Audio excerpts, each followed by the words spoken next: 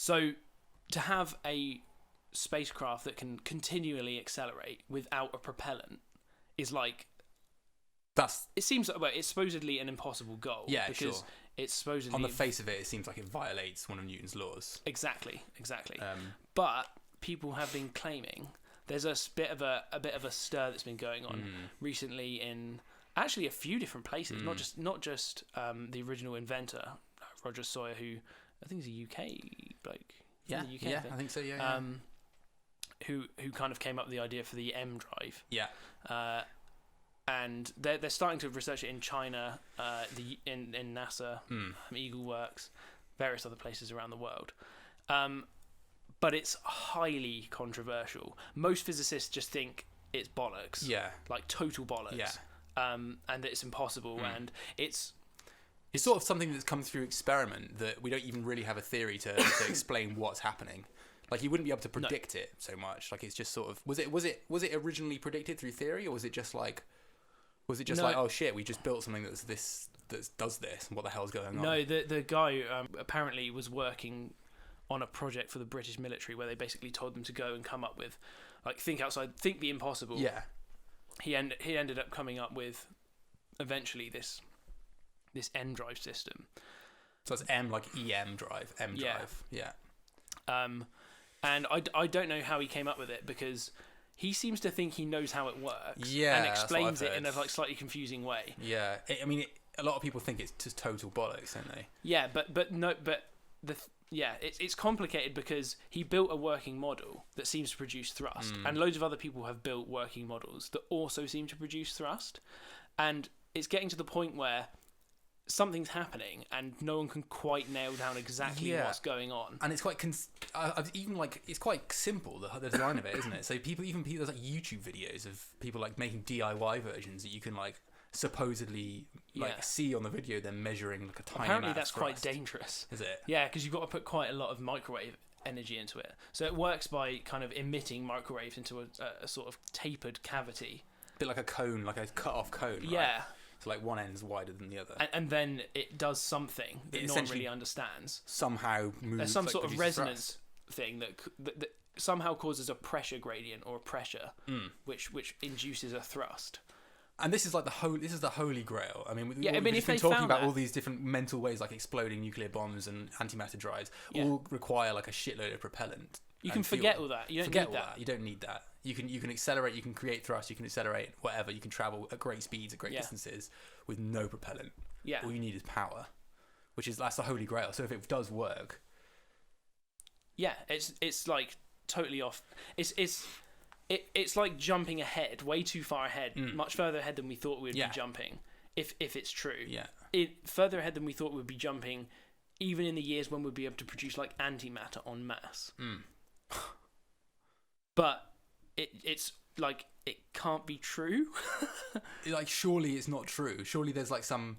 So all these experiments, I was aware that I thought they were like the amount of thrust they're producing is absolutely it's like 100 micronewtons. And some people think that this is experimental error, or that it's that they haven't controlled for some factor. But it has been reproduced like widely, right? More and more people are reporting that they've reproduced the same kind of like tiny little thrust from these things exactly consistently.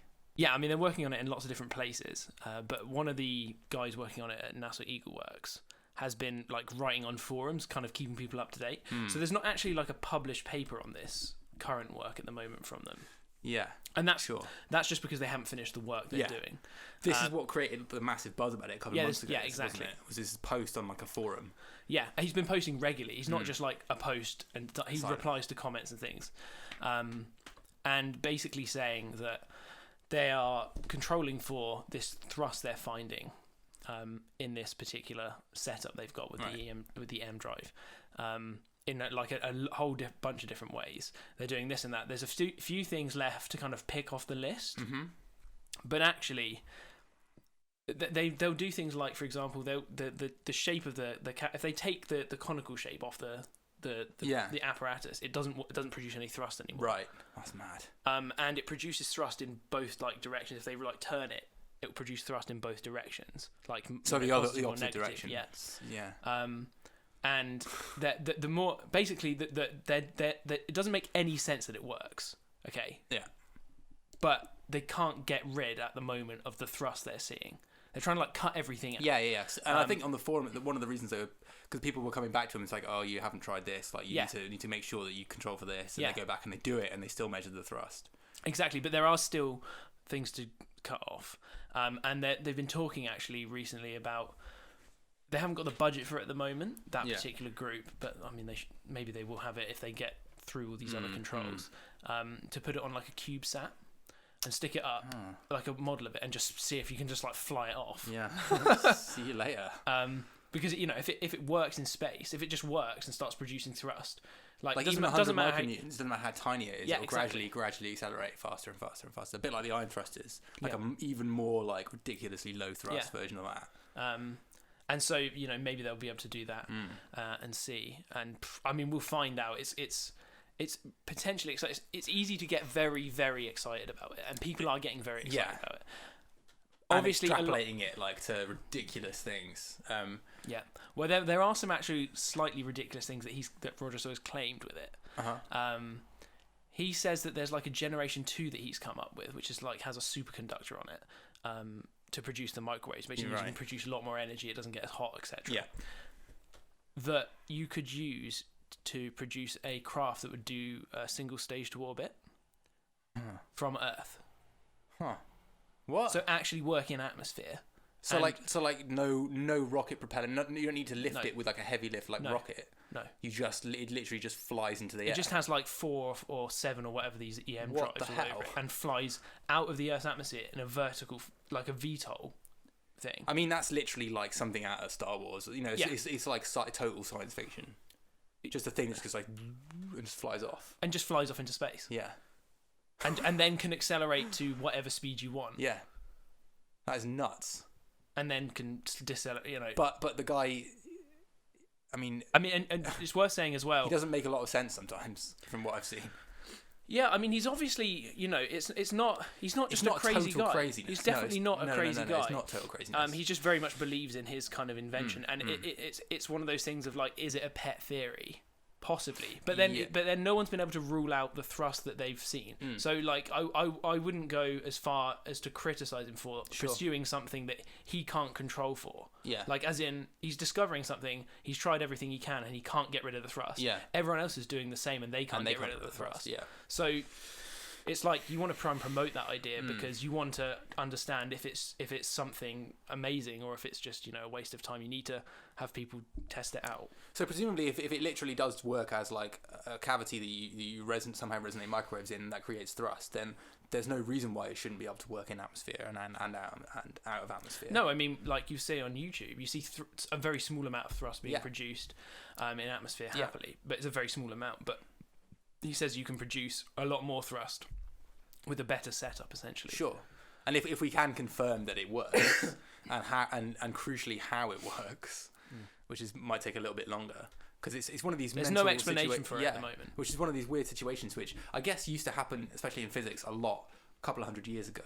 A lot more often. And now most physics is underpinned by theory before it gets discovered. For example, before it gets to experimental stage, like the Higgs boson. Yeah.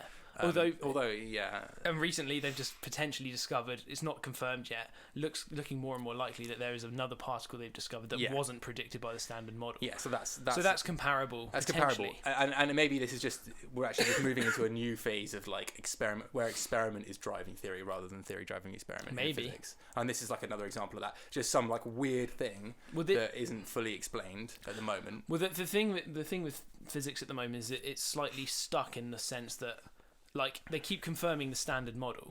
Everything just keeps confirming the standard model, which we know can't. Which we know doesn't make any sense. Yeah. Like, as in, we know the standard model the standard model doesn't explain everything. Yeah. But the more we understand about the universe, the more it seems to validate it. And it's like so we're looking for a surprise in order to change our direction with physics. Yeah.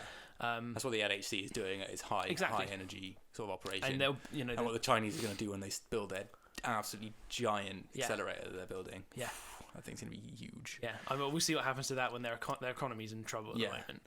But what I was going to say about the EmDrive is like is once we understand how it works, and can confirm that it works, we'll start to be able to refine, like, okay, so maybe if we tweak this, we can get more thrust, and maybe if the shape's tapered a slightly different way, then once we understand how it's working, you'll be able to scale up from the tiny thrust you get now to like actually usable like spacecraft. Yeah, like, but the majority of scientists think that it's not.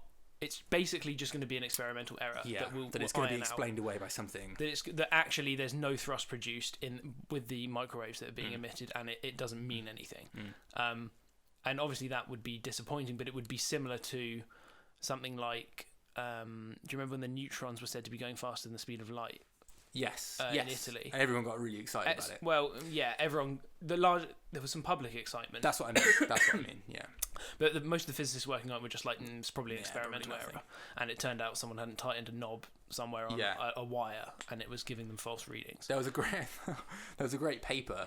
Obviously didn't read it because I don't understand that kind of stuff. But there was a paper that I saw because the abstract for it, like the little summary of the scientific paper at the start, the title was like, this is a total colloquial translation of the title. It was much more like technical than this. Sure. But the title was basically, did the neutrinos travel faster than light? And the abstract was, probably not. And these things are usually like 200 words, like talking through the results of the paper. And in a really like professional, boring kind of... And the abstract was literally just, probably not. Which I thought was pretty good. Yeah. Because, I mean, you get the odd bit of humour in papers occasionally. Sometimes. So we'll see with the EmDrive. It's going to be something to certainly everyone to keep their eye on, but don't be surprised if it turns out to be absolutely like nothing. Yeah. But anyway, so even let's say that it does work, absolutely works, nails down, and we can build something that is really high thrust out of it, and it revolutionizes everything. It's still speed of light, right? So that maximum you could travel is very close to the speed of light. Theoretically, if you have just electricity powering it, no propellant, and you generate your electricity from the stars around you, etc., or on board with a nuclear reactor, you could go on forever almost. Keep accelerating. Keep accelerating, but you cannot go faster than the speed of light. Yeah, so in a relativistic world, in Einstein's world. Yeah, which is apparently what we live in. Like that's seems to be yeah. So because it has mass, it can't.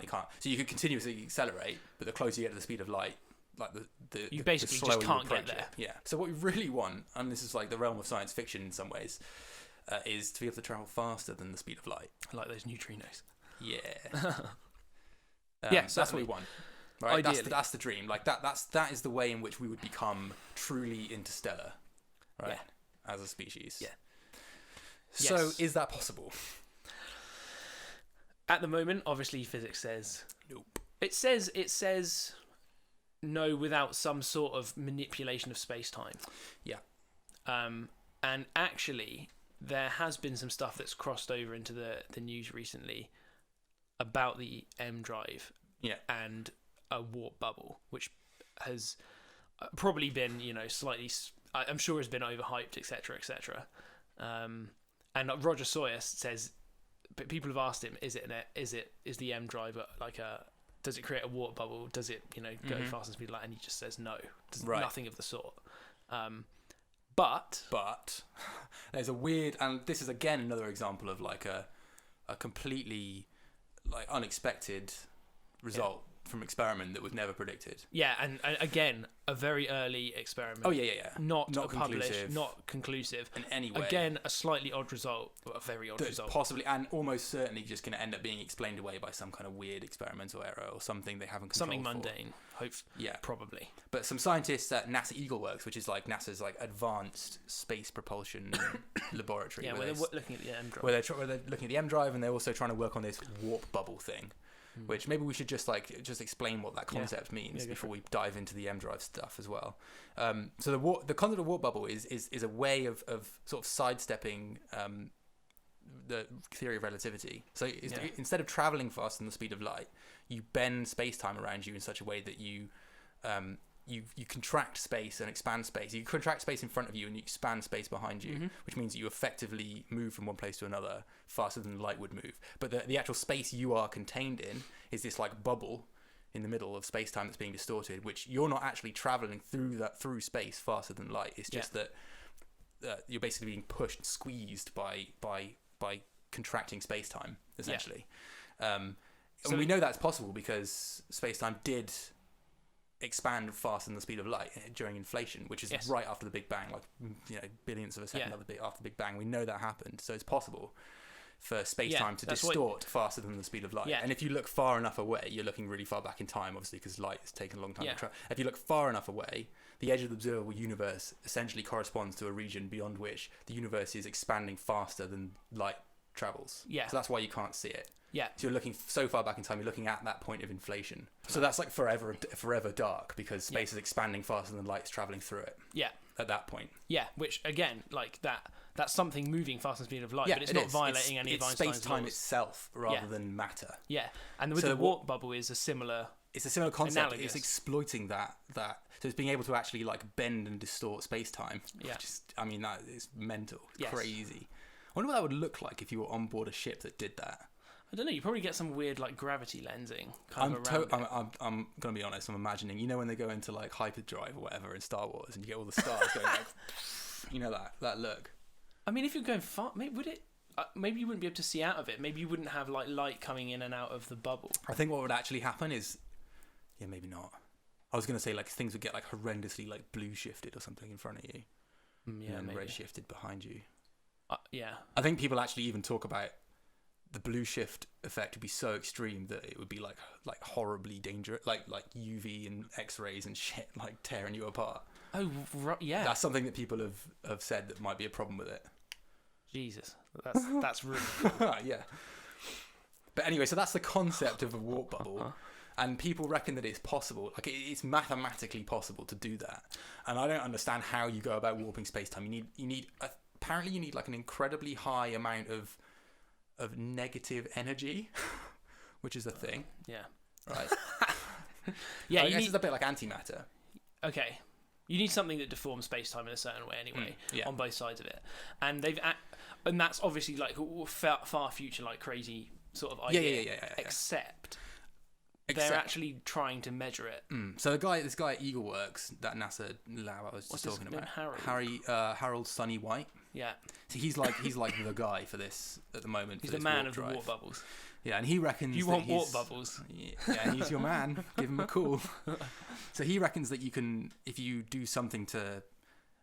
So the original theory of this called for like an insane amount of energy and mass that was just unfeasible. It was like multiple times the amount of mass and energy that exists in the universe, whatever. But this guy's like, okay, if you change the design of this thing a little bit, you can actually reduce that to like manageable levels. And he's trying to prove on like a benchtop lab experiment that you can warp space-time, and he's using some like setup with lasers to like measure the distance that light travels and try and change space-time. Anyway, so because they're all working in the same sort of building, I guess EagleWorks is these people working on the EmDrive, and NASA and these guys, they decided to stick an EmDrive prototype in this instrument that they have designed to measure warp bubbles. And what they found, really crazily, was that in the chamber of the EmDrive, this like conical chamber where you fire microwaves around, you actually get exactly what you'd expect happening if there was a warp bubble forming in there. So like they have like two laser beams and they're exactly the same length, but the time it takes one of the light to travel across one of these beams is slightly longer than the other one, which is what you'd expect for if space-time had been warped in the middle. So it's traveling through like some weird thing in the EmDrive, which is causing the light to change speed, essentially. So is the light traveling faster than it's like? Is it traveling faster? Or is it? I don't know if it's traveling faster or slower, but whatever it's doing, it's arriving at a different time than you would expect. And one of the ways to explain it, apart from like crazy experimental errors and stuff, is that space-time is warped in such a way so that it's essentially traveling over greater or less distance. Because there's this like warping effect. So it's like, I mean, that's absolutely like, that's crazy. It's like here are two completely thought to be completely separate, almost like science fiction, advanced propulsion ideas. EmDrive, warp bubbles. No one had any idea that they might be linked in any way at all. Stick them together in the same experiment, and it seems like one of them, the EmDrive, is producing exactly what you would need to drive the other one. Like, It's total head fuck. Yeah, but it's got to be wrong. But it's got to be wrong. Yeah, it's got to be wrong. That's the presumption is that it's not. I think one of the main leading theories is that it's something to do with like temperature change inside the EmDrive cavity. But then Harold Sonny White, I mean, I just read all this like recently. Yeah. He was saying that actually like the amount of the difference in light arrival time that you see can't be explained by the temperature difference. Like that doesn't quite explain it. There's other things going on. But anyway, so I think again these aren't confirmed. These are far from confirmed results. You know, they're just like popped up on a forum again. Like these people are obviously working on it and they're going to try and knock down all the possible explanations to get to like what's actually going on. But it's just crazy like coincidence that these two mental sort of technologies. It's just cool that it's being developed and looked at. Yeah. Even though it's probably going to end up being nothing. But I mean, obviously, you don't. This is the great thing about doing science properly is that you be very open-minded and you try these things. Yeah. But you never have like a pet theory and you just try and ram. You know, you just keep going on the same thing when it's clearly wrong. So once you when you knock down all the possibilities and you end up with just that one answer, then basically what this needs. This is an extraordinary claim. It needs extraordinary evidence. Absolutely, yeah. So then, if they knock down every single possibility, then they're going to need to build a working prototype that they then demonstrate to work in space, and then demonstrate to work to like whatever speeds or whatever. Yeah. And it will just, if it's true, that will come out of the work, and if it's false, it will be shown up eventually because it won't work in space when they actually build a working prototype. So I need to go back to the drawing board and try and explain what they were seeing on the ground. So if I'm honest, I fully expect that experimental weird like blip they discovered with the EmDrive and the warp bubble like measurement stuff. I fully expect that that's just going to be explained away by some kind of like weird experimental noise thing. Like that. Honestly, I mean, it would be cool, but. Yeah, particularly the warp bubble part of it. Yes, but the EmDrive itself, though, like I'm not so sure about that because just because of the kind of the weight of I wouldn't say the number of groups that seem to be reproducing that little sort of evidence. Yeah, I agree with the warp bubble thing.